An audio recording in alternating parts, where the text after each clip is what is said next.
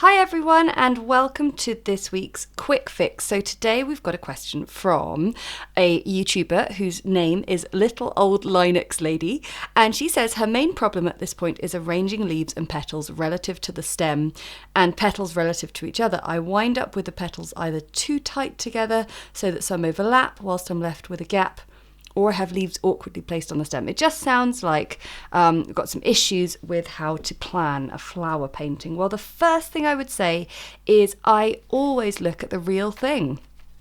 It's as simple as that.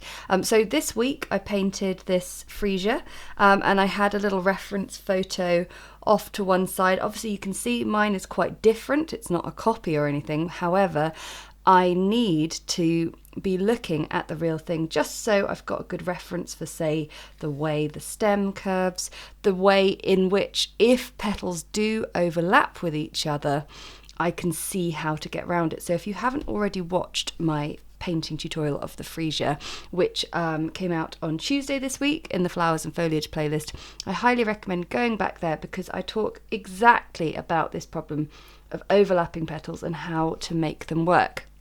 However, I will do a little bit of a painting exercise with you as well, because there are some helpful tips as well.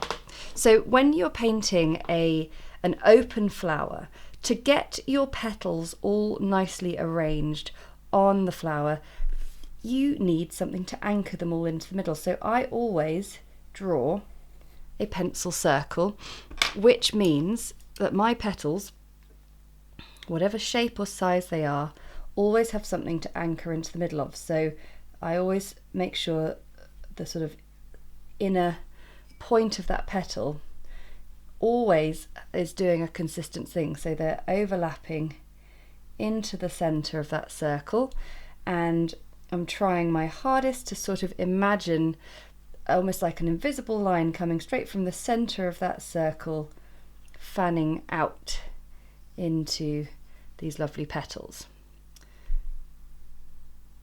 Now there's definitely going to be a point where you're coming round the sort of clock face of your flower and you're starting to think, oh my goodness, how many petals can I squeeze in? And at this point I'm thinking, oh, is it 2? Is it 1?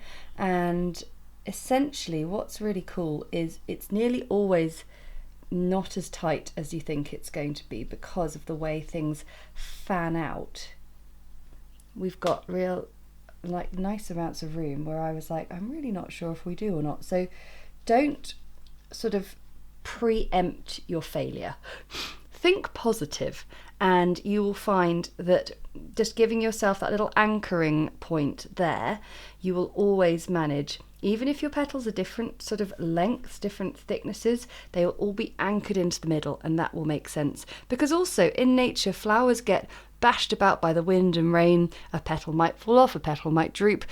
Very rarely, unless you've got sort of prize-winning flowers in photos, do you see a 100% perfect flower. Now the other thing to talk about is leaves on stems. Well, the most useful thing I can say is to think about the growth pattern. So you've got your stem, and you do not really have a case. If you've got your sort of flower or whatever at the top there, the direction of your leaves is always going to have a slight upward motion. Even with something like a fern, where it looks like the fronds are just coming out to the side, they are in fact doing that. There's always a little upward orientation. So if you keep that in mind, then your leaves will always feel like they're natural and growing in the right direction. But as I said, have a look through my flowers and foliage playlist. We go through every single flower with the level of detail that we really talk about the real thing and how we emanate that with a series of fairly simple watercolour techniques. I really hope this was helpful, and I'll see you again next week.